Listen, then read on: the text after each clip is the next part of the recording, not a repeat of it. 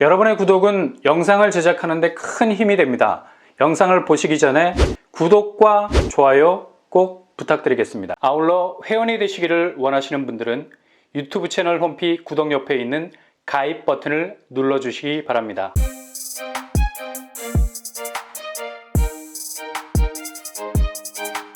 안녕하세요, 뻔뻔한 목토빠입니다. 지금 가장 끙끙 앓는 사람들, 바로 상반기에 있는 돈, 없는 돈, 세상의 모든 자금을 끌어모아서 아파트를 마련한 사람들일 겁니다. 정말 올해는 집값이 완전히 새로운 상승 궤적으로 진입할 거라는 생각은 그대로 산산조각. 이건 불꽃놀이가 융단폭격으로 바뀐 상황이죠. 그냥 계속해서 뚝뚝 떨어지는 집값이 밤새 잠 못 이루게 하는 가장 무거운 근심이 될 뿐만 아니라 차후에 자산 붕괴를 가져올 수 있는 폭탄이 될 수밖에 없어서 가장 피가 마르는 시간을 보내고 있을 겁니다. 이거 단순히 긍정적으로 혹은 낙관적으로 생각을 절대 못하는 게, 이번 주 그렇게 눈을 씻고 봐도 좀처럼 나타나지 않는 실거래에서도 정말 폭삭 내려앉을 수 있는 폭락가들이 계속해서 등장하고 있다는 얘기죠. 그만큼 예상보다 빠른 페이스로 집값이 떨어지고 있습니다. 무슨 하늘에서 유성이 스치듯 지나가는데 순식간에 가격 태그가 한참 아래로 바뀌어 있죠. 이거 보면서 뭐 심리적으로 동요 안 되는 사람은 없겠죠. 이거 장난 아니네. 최종적으로 등기친 집이 서서히 불안해지기 시작을 하는 거고, 가뜩이나 금리 때문에 원금 이자 내는 것도 그냥 계좌를 스쳐가는 순간적으로 액수가 뭐 삭제당하는 것처럼 느껴지는데, 쓸 수 있는 돈보다 이렇게 대출 이자로 나가는 원천징수액이 더 많아. 이렇게 무리하게 산 집값이 갈수록 가치가 떨어지기 시작하니 그냥 뭐 앞길이 구말리 같은 자기 집이 너무 야속하게 느껴지게 되죠. 이건 뭘 위해 그동안 동서남북 아쉬운 소리 들어가면서 대출을 받은 건가? 집값이 탄탄하게 받쳐줄 수 있는 시세 경쟁력이 유일한 부채에 대한 부담을 덜 수 있는 퇴로가 될 수 있었는데, 이마저도 그냥 자물쇠가 덜컥 잠겨버렸습니다. 요즘 집값 떨어지는 소리가 얼마나 매일매일 가슴을 후벼 파는 그런 아픔을 주게 될지는 이거 뭐 경험해보지 않으면 절대 모를 수 있는 일이 될 수가 있다는 얘기죠. 그러니 당연히 지표에서부터 이런 땅이 꺼지듯 한숨 소리가 들리는 듯도 한데, 바로 30대 이하 가구의 자산 대비 부채 비율이 거의 뭐 30%에 육박을 하고 있다는 겁니다. 전 연령 대비 17%라는 평균을 거의 2배 정도로 뛰어넘고 있는 거죠. 개인 재무 건전성이 크게 악화가 되고 있고요. 그러니 당연히 빨리 집을 팔아버리고 전월세로 이동할 수밖에 없는 사단이 날 수밖에 없는 건데, 39세 이하 주택 보유 비율이 34%에서 31% 선으로 급격하게 떨어지고 있습니다. 이 사람들은 뭐 그나마 다행이죠. 극악으로 갈 수 있는 상황을 어느 정도 피했다 볼 수가 있는데, 이 어려운 거래량이 쪼그라드는 절벽을 그래도 끝까지 기어 올라서 생존을 한 사람들이라 볼 수 있습니다. 근데 문제는 여전히 버티고 있는 사람들, 끝까지 존버해서 이 난관을 뚫어보겠다는 층인데, 특히 같은 기간 30대 연체액은 1,500억에서 3,400억으로, 그리고 40대는 2,200억에서 4,700억 수준으로 2배씩 뛰고 있는 걸 볼 수가 있습니다. 그만큼 배보다 배꼽이 클 수밖에 없는 연체율 증가에서 영끌을 한 사람들 대략 430만 정도가 되는데 좀 답이 없다는 거예요. 연체가 된다는 건 뭐 이러지도 저러지도 못하는 거의 뭐 난국에 빠져있는 시츄에이션인데, 이거 어떻게 해결을 해야 할 것인가에 대한 명확한 답이 현재로선 없다는 겁니다. 다시 나라가 산소호흡기 달아주고 연체기간 늘려주고 개인 파산 회생 신청 받아주면서 그 빚을 그대로 갚아주는 악순환이 반복된다면 답이 없는 거죠. 아마 워낙에 천문학적인 가계부채가 물려 있어서 예전처럼 뭐 정부에서도 이걸 만질 수 있는 여력이 못 될 겁니다. 그냥 뭐 그렇게 파산각으로 갈 수밖에 없는 수순인데, 그러니 지금 1월이 최고의 삼각 지점이 될 수 있는 거예요. 무슨 말이냐? 연체를 극복하기 위해서 그냥 가격을 무작위로 던져야만 팔릴 수 있다는 생각.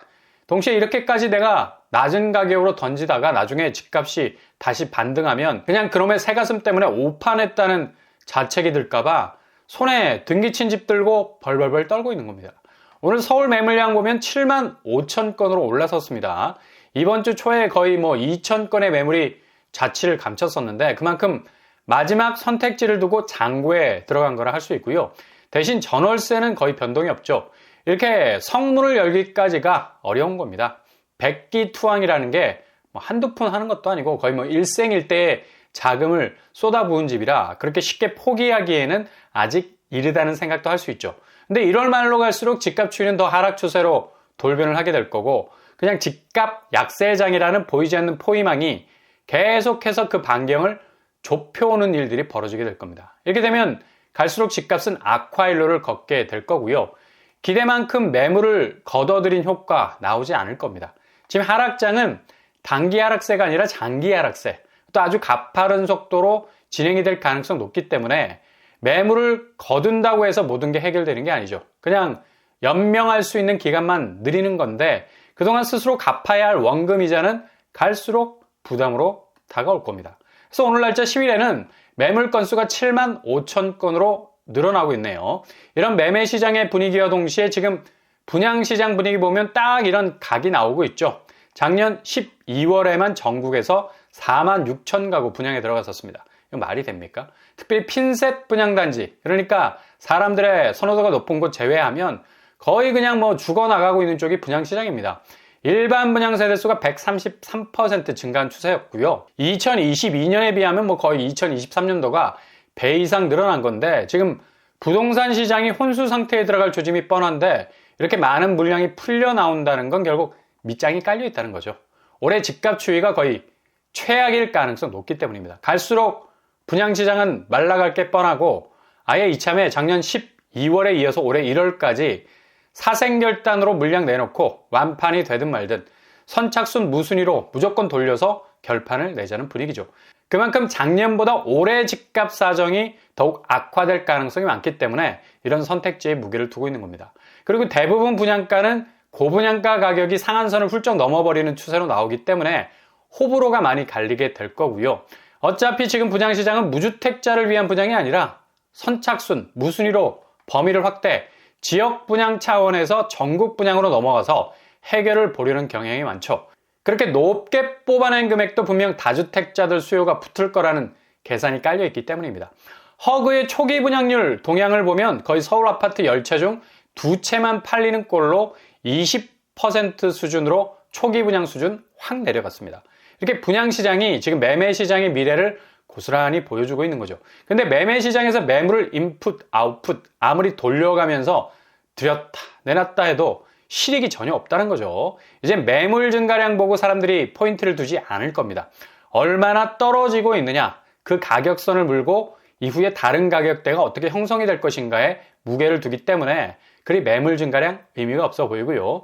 서울 아파트 거래량을 보면 뭐 거의 소멸 수준, 아니 이건 뭐 제로섬 게임을 하는 것 같아요. 이런 지표가 계속해서 나오면 사람들이 액면으로 보이는 거래 분위기를 느낄 수 있기 때문에 살 사람도 다음에 사야겠다고 딜레이 시키는 분위기가 엎친 데 덮친 격으로 나오기 때문에 거래량은 더욱 쪼그라들 가능성이 높겠습니다.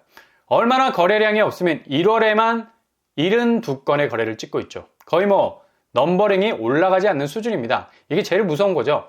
거래 숫자의 변화가 매일매일 넘어가야 되는데 이건 뭐 그냥 원시시대 벽화도 아니고 수천 년 동안 그냥 그 자리일 정도로 이제 정말 얼어붙었다 말해도 될 수준으로 거래량이 훅 떨어져 있습니다. 이렇게 되면 그냥 가격 수준은 하염없는 벼랑 끝. 아니 추락하는 건 날개가 있다고 하는데 아파트 거래량은 추락하는데 뭐가 받쳐주는 게 없어. 아마 이 부분도 지금 집을 팔지 말지 갈등을 때리는 분들에게는 가장 큰 부담이 될 겁니다. 지금 가장 선수들이 많다고 하는 강남 상구 한번 보세요. 강남구 거래가 정상적으로 진행되던 해보다 거의 2배 정도 뒤떨어져 있죠. 지금 선수들도 이렇게 못 팔고 있습니다. 그러니 당연히 집값이 떡락을 하게 되는 거죠. 이런 와중에 강남에서 아파트 이름까지 딴 맥주까지 나오고 있는 레미안 원밸리. 아니 맥주에 아파트 브랜드 이름 새기는 건 뭐지? 그 정도로 아파트 자체의 가치 자체를 완전히 농축을 시키려 하는 건데, 그러나 실제로 원밸리 보류지 매각 현황을 보면 그 74제곱에선 4억이나 내린 가격으로 보류주를 팔았었습니다. 185제곱은 25억이나 싸게 나왔었고요. 미쳤다. 아파트 하나가 100억이 넘어. 그래서 난리가 난 겁니다. 이렇게 아파트 이름까지 딴 맥주가 나올 정도로 자산가치 브랜드화를 하면서도 다른 한편으론 보류지 매각가를 낮췄다는 건 앞으로 서울 아파트 시세 자체가 엄청난 고비를 맞게 될 수 있다는 걸 감지를 하고 있다는 거예요. 그리고 레미안 원밸리 조합원들 입주율이 20% 정도 된다는 얘기도 떠돌 정도로 기존 분양가에 대한 부담도 분명히 있을 겁니다. 여기는 올해 상반기가 고비가 될 것으로 보이고요. 그리고 비강남권 중에 노원구, 투기 수요가 많았는데 빨리 팔고 나가야 하니 여기는 그냥 가격을 막 던져도 내상이 적습니다. 반토막이 소형 평수에서 계속해서 터지고 있는 상황인데 전달 거래량도 역대급으로 줄었고요. 1월은 한 건만 신고가 되어 있습니다. 사정이 이런데 끝까지 스스로가 생각하는 가격 태그 바꿀 생각이 없다는 건 글쎄요. 무조건 본인 판단으로 가셔야 하는데 상당한 리스크가 올 수도 있다는 얘기입니다. 동서남북 어디를 둘러봐도 이렇게 모든 지표는 깜빡깜빡 비상등을 켜고 있는 상황입니다. 그러니 버티는 매도자가 많을수록 기다리는 매수자는 더욱 개이득이겠죠. 50% 이상 떨어질 수 있는 집값, 충분히 기다릴 수 있는 유리한 고지를 선점하고 있기 때문에 갈수록 초조해질 수밖에 없는 사람들이 바로 매도자입니다. 집값 자체가 견조하게 버텨내질 못하는 분위기를 이용하는 거라 말할 수 있죠. 쉽게 이런 가격대로 충분히 떨어질 수 있는 혹한기가 찾아오고 있기 때문입니다. 지금 당장 이문 휘경 뉴타운에서도 분양가와 주변 시세가 엄청난 차이로 벌어지고 있는 기현상 일어나고 있습니다. 이문 삼성 레미안 1차 고점 8억 4천 대비 6억 8천에 거래가 됐죠. 근데 이문 아이파크자이 분양한 지 얼마 안 됐는데 12억에 분양이 됐습니다. 마피가 날 수 있는 위험도 있다는 그런 전망이 나오고 있습니다. 휘경동으로 건너가도 마찬가지. 휘경 SK뷰가 10억 6천 정도 시세를 형성하고 있는데요. 휘경자의 디센시아는 11억 5천 정도로 별 갭이 느껴지지 않는 신축으로서의 프리미엄이 그냥 다 증발된 느낌이 들 정도죠. 올림픽 파크포레온 역시 고점 22억 대비 최근에 18억까지 빠지고 있고요. 이건 서울에서 신축 대단지가 상상도 못할 일이었죠. 여러모로 보이지 않는 기싸움인 것처럼 보이지만 이미 승부는 한쪽으로 기울어진 것으로 보입니다. 결국 시간이 승부의 분기점을 만들어 놓을 것으로 보이고요. 얼마나 인내하느냐가 결국 얼마나 진입장벽이 낮은 곳으로 선택지를 둘 수 있는가로 결판이 날 것 같습니다.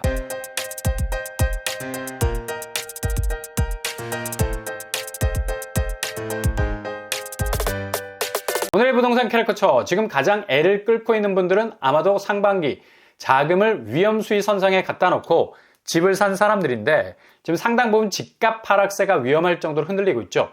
최근에 분양을 하거나 입주한 곳들도 거의 프리미엄이 다 사라지고 있는 상황입니다. 그러니 앞으로 추이는 가장 뚜렷한 양상으로 전개가 될 것으로 보이고요. 집값의 공식 지표도 하락세, 체감도는 더 심각해질 것 같고 어떤 방법도 이걸 피해갈 우회로는 보이지 않을 것 같네요. 기다리는 자 승리하게 될 것 같습니다. 오늘도 응원합니다. 여러분의 길이 꽃길만 되실 수 있기를 바랍니다.